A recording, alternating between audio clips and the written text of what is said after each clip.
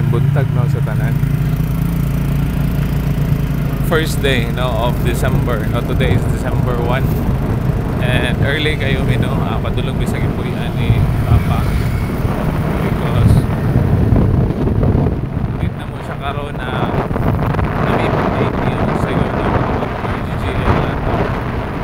Kaya natin na karon no along diversion road. No, dito sa may Batinggil.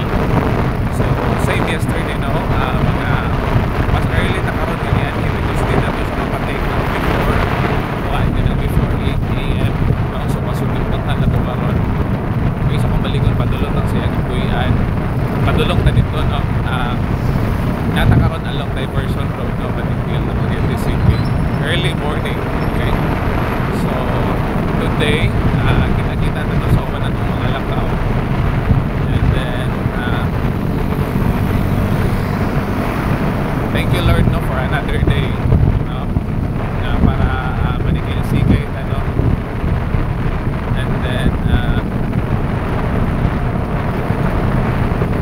praying no binibigyan nyo sa total nga kuan nga nang si Papa karon nakagawas naman siya sa hospital no, so sa iyang recovery niya no, pagpakaalim no proseso siyang pagpaalim no, so nata diri sa may intersection no, so mapasulod na ta, so kita tao niya no, bye bye.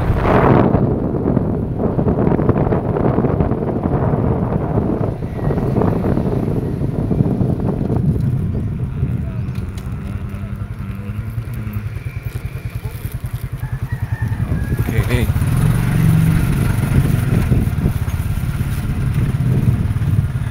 Nakalimot kog dala sa akong kuan shades.